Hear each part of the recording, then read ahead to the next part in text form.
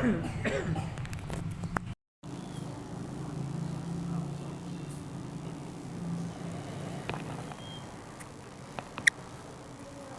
الحمد للہ نحمده ونستعینه ونستغفره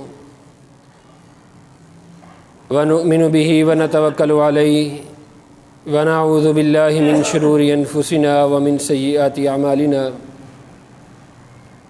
من يهده الله فلا مضل له ومن يضلل فلا هادي له واشهد ان لا اله الا الله وحده لا شريك له واشهد ان محمدا عبده ورسوله فاعوذ باللہ السمیع العلیم من الشیطان الرجیم بسم اللہ الرحمن الرحیم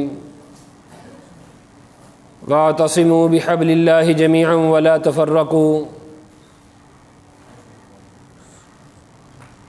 برادران اسلام،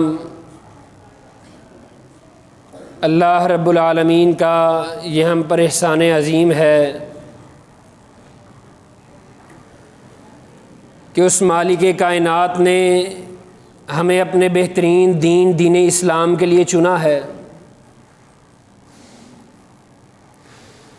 دنیا کے اندر اگر مذاہب کو دیکھا جائے، بیسیوں بے شمار مذاہب ایسے موجود ہیں کہ جن کے دعوے دار یہ بات کہتے ہیں کہ یہ انسانی زندگی کے لیے بہتر ہے، لیکن بہترین نہیں ہے۔ احباب، تمام مذاہب میں سب سے بہترین مذہب دین اسلام ہے۔ یہ وہ دین اسلام ہے کہ جس کے ذریعے اللہ رب العالمین نے اس امت کو بہترین رہنمائی فرمائی ہے۔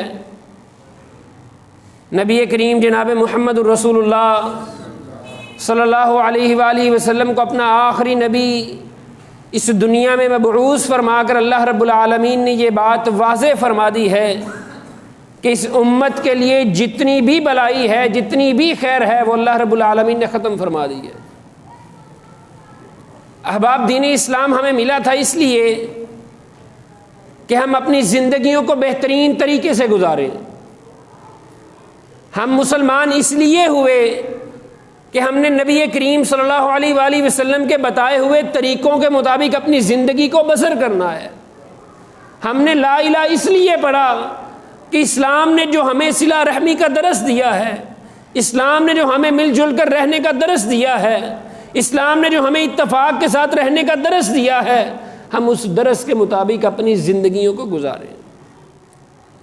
لیکن احباب ذی وقار، انتہائی معذرت کے ساتھ یہ بات عرض کرنا چاہوں گا، قرآن مجید کی تفاسیر کا مطالعہ کیا جائے، احادیث نبویہ کا مطالعہ کیا جائے تو یہ بات پتہ چلتی ہے۔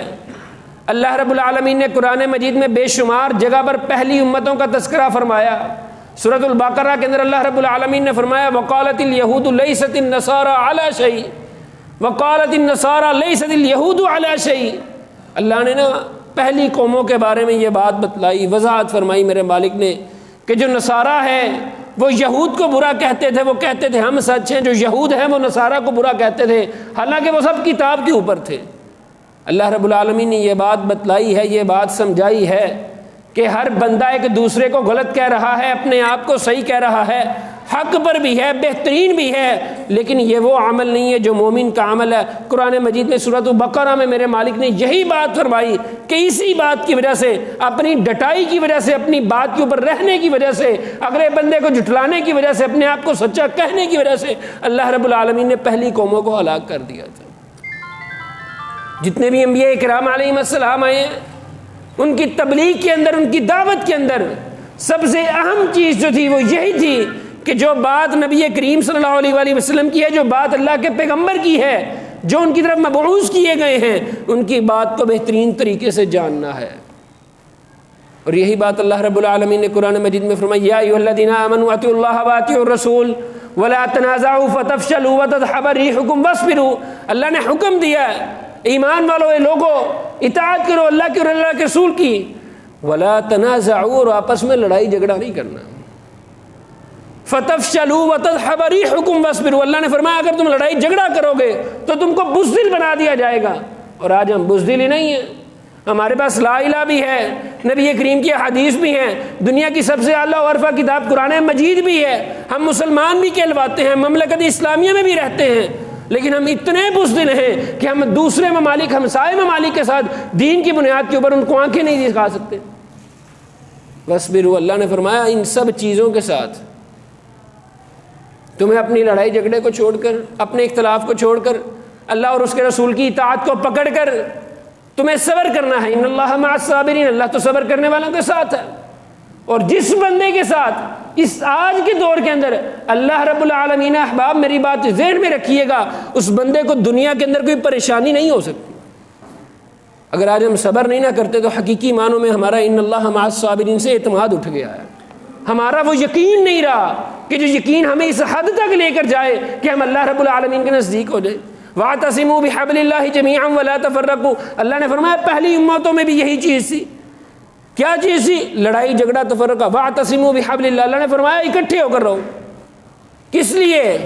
وَلَا تَفَرَّقُوا، آپس میں تفرقے میں نہیں پڑنا۔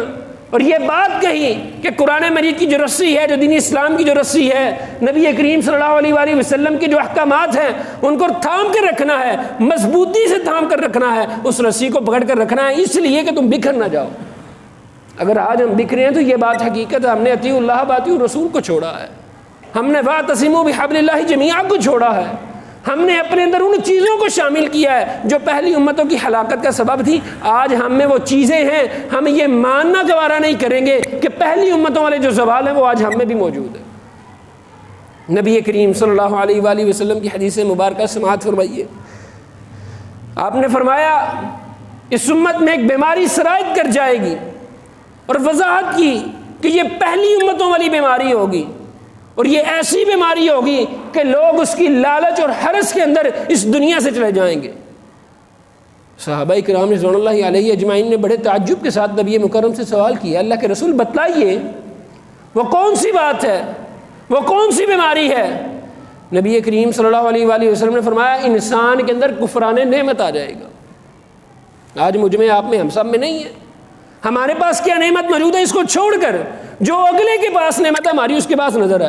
اپنے پاس موٹر سائیکل ہے اس کو چھوڑ کر اگلے کی گاڑی پر نظر ہے، اپنے پاس ہاتھے کا مکان ہے وہ چھوڑ کر اگلے کی کوٹھی پر نظر ہے۔ کفران نعمت ہی ہے، ہم نے اللہ کا شکر ادا کیا ہی نہیں۔ اللہ رب العالمین نے قرآن مجید میں فرمایا اگر تم لئن شکرتم لازیدنکم، اللہ تمہیں زیادہ دے گا اگر تم شکر کرو گے۔ ہم شکر ہی نہیں کرتے۔ اگر ہم شکر نہیں کرتے تو ہمارا اس بات پر بھی اللہ کی اعتماد نہیں ہے کہ اللہ نے فرمایا تم شکر کرو میں زیادہ دوں گا۔ ہم نے شکر کیا نہیں، ہمیں زیادہ ملا نہیں، ہم کفران نعمت کی طرف گئے ہیں، اور ایسے کفران نعمت کی طرف گئے ہیں کہ جب بندے کے اندر کفران نعمت آتی ہے نا تو بندے کے اندر حسد آ جاتا ہے۔ اور حسد کے بارے میں امام ابن تیمیہ رحمہ اللہ تعالیٰ یہ بات لکھتے ہیں کہ مومن کے لیے اس کی زندگی کے اندر سب سے بڑی اگر کوئی چیز دشمن ہے تو حسد ہو سکتی ہے۔ اور جب بندے کے اندر حسد آتا ہے تو اس کے اندر حرص بھی آتی ہے۔ جب حرص آئے گی، طمع آئے گی، لالچ آئے گی، جب انسان کے اندر لالچ آئے گی اس کے دل سے ایمان ختم ہوگا، ایمان ختم ہوگا تو بدائے بندہ دین کے راہ پر رہ سکے گا۔ بات کہاں سے شروع ہوئی تھی؟ اللہ رب العالمین نے فرمایا کہ وہ ایک دوسرے کو غلط کیا کرتے تھے، وہ سمجھتا تھا میں صحیح ہوں۔ جو یہود و نصارہ والی آئی تھی جیڑ میں نے میرے انگرا سچا کوئی نہیں، جڑی میں گل کرتی میری سچی تیری جھوٹھی۔ ہم ظرف یہ رکھتے ہی نہیں ہیں کہ اگلے کی بات کو تسلیم کیا جائے، اس کی بات کو سنا جائے۔ نتیجہ یہ نکلتا ہے ہم اگلے کی بات کو سنتے نہیں، ہم تفرقوں میں پڑ جاتے ہیں۔ فتفشلوا وتذهب ريحكم، اللہ نے فرمایا میں نے تم کو بزدل کر دیا ہے، اور ایسا بزدل کر دیا ہے کہ ہم نبی کریم صلی اللہ علیہ وسلم کے فرمان کی روشنی میں کفران نعمت کا شکار ہیں، اور اس زوال کا شکار ہیں جس کے بارے میں نبی مکرم نے فرمایا یہ حرص، یہ طمع انسان کو قبر میں لے جائے گی۔ اور ایک اور مقام پر سیدنا ابو ہریرہ رضی اللہ تعالیٰ عنہ اس حدیث کے راوی ہیں، وہ کہتے ہیں نبی کریم صلی اللہ علیہ وآلہ وسلم نے فرمایا میں اپنی امت میں ایک بیماری کو دیکھنا ہوں جو مونڈنے والی ہے، مونڈنے والی۔ صحابہ نے پوچھا اللہ کے رسول کیا مونڈنے والی ہے؟ یہ بال مونڈنے والی نہیں ہے، یہ چوٹی مونڈنے والی نہیں ہے۔ اللہ کے رسول نے فرمایا وہ بیماری ہے جو تمہارے ایمان کو مونڈنے والی ہے۔ مونڈنے سے مراد یہ ہوتا ہے کہ چیز کو جڑ سے ختم کر دینا۔ نبی کریم صلی اللہ علیہ وآلہ وسلم سے پوچھا گیا اللہ کے رسول بتلائیے وہ کون سی بیماری ہے، وہ کون سے اسباب ہیں جس کی وجہ سے امت کے اندر یہ مسائل ہو جائیں گے، یہ پریشانی ہو جائے گی؟ نبی کریم صلی اللہ علیہ وآلہ وسلم نے ارشاد فرمایا کہ جب امت کے اندر کفران نعمت اور حسد آ جائے گا نا تو اس امت کے اندر سے ایمان کو مونڈ دیا جائے گا۔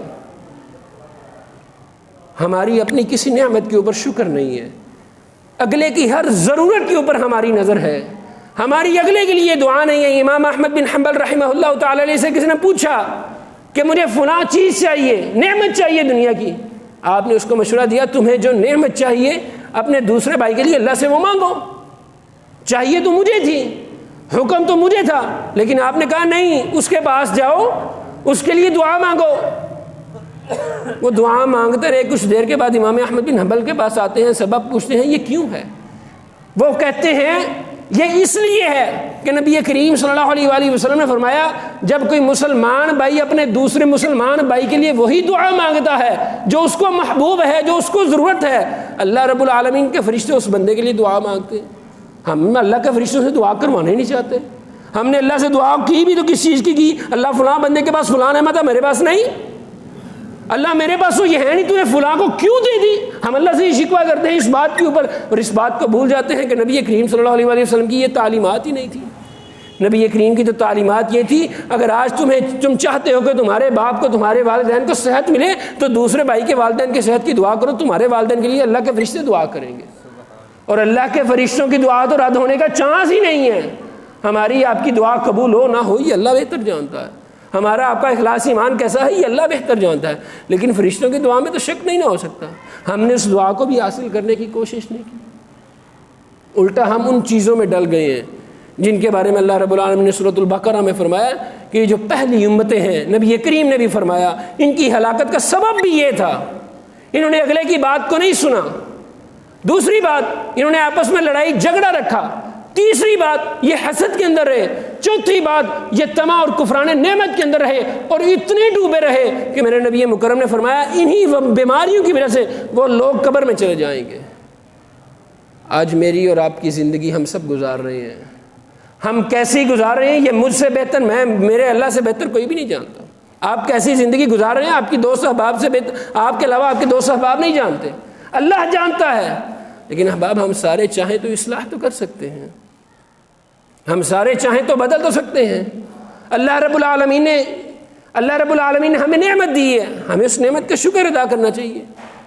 وہ ایک اللہ والا بندہ تھا، اس کے پاس جوتی نہیں تھی، احباب اس نے اللہ سے صرف یہ شکوہ کیا، تفاسیر میں لکھا ہے اس نے اللہ سے صرف شکوہ کیا، اللہ میں تیرا بندہ ہوں میرے پاس جوتی نہیں ہے، چپل نہیں ہے۔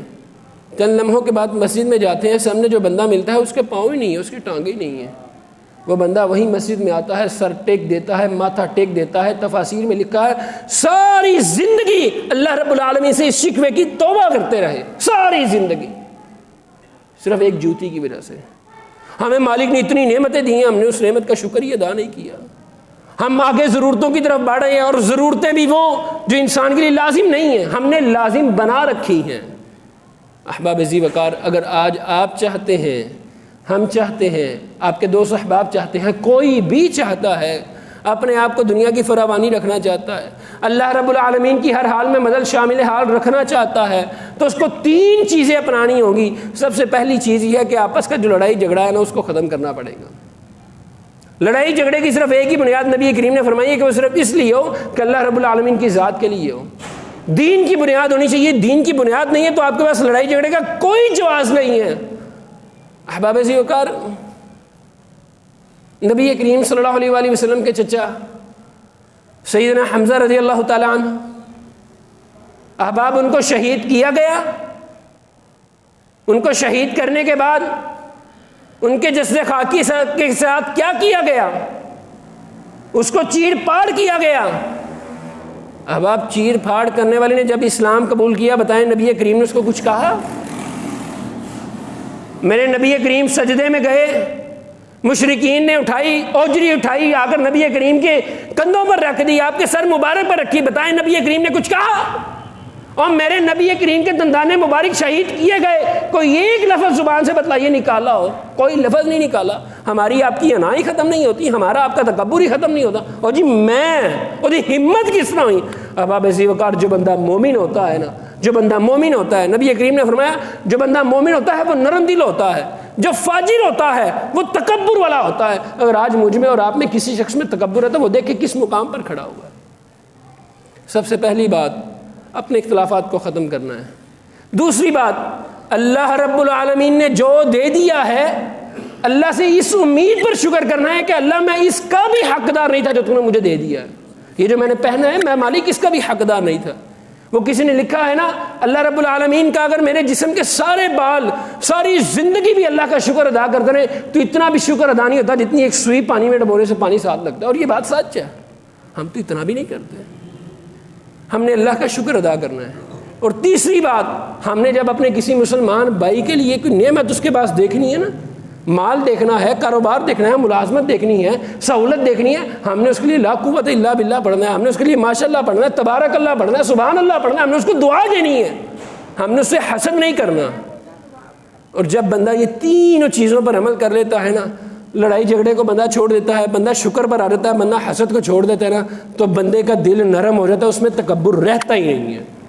اور جب مومن بندے میں سے یہ چار چیزیں نکل جائیں نا، مومن بندہ بہترین پالش ہو جاتا ہے۔ اللہ رب العالمین نے فرمایا، ہم نماز میں پڑھتے ہیں نا، اللہم باعث بینی، اللہ سے دعا کرتے ہیں اللہ ہمیں اس طرح کا پاک کر دے جس طرح کا سفید کپڑا دھلا ہوا چمکیلا ہوتا ہے، اللہ آپ کو اس طرح کا پاک کر دے گا۔ احباب ذی وقار، نبی کریم صلی اللہ علیہ وآلہ وسلم کے اصحاب ہیں نا، آپ نے جب کبھی ان کو تبلیغ دینی، ان کو سبق دینا، تو وہ سبق کے اوپر عمل کرنے کے بعد نبی کریم کی بارگاہ میں جایا کرتے تھے۔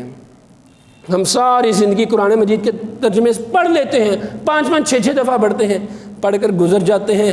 کوئی واقعہ دل کو چھو لینے والا ہے، سبحان اللہ حسبی اللہ کہتے ہیں، کوئی واقعہ غمگین کرنے والا ہے، استغفر اللہ کہتے ہیں، رو دیتے ہیں۔ لیکن احباب، ضرورت ہے کہ اس کو اپنی زندگی میں عمل میں لانا ہے۔ آپ سے ملتمس ہوں، درخواست ہے آپ سے کہ اللہ رب العالمین سے دعا کیجئے، اللہ کریم آپ کو ان امتوں کی بیماریوں سے محفوظ فرمائے جو پہلے ان بیماریوں سے ہلاک ہوئی ہیں۔ نبی کریم صلی اللہ علیہ وآلہ وسلم نے یہ بات بتلائی ضرور ہے کہ ہلاک ہوں گی، لیکن کون؟ جو پہلی امتوں کی بیماریوں کو اپنائیں گے۔ ہم نے آپ نے اپنانا نہیں ہے۔ اللہ رب العالمین سے دعا ہے اللہ کریم ہمیں ہر حال میں اطیعوا اللہ و اطیعوا الرسول پر رکھے۔ ہر لمحہ، ہر زندگی کا منٹ بھی جو ہے اللہ رب العالمین اطیعوا اللہ و اطیعوا الرسول کے بغیر نہ رکھے۔ اقول قولی ھذا استغفر اللہ لی ولکم۔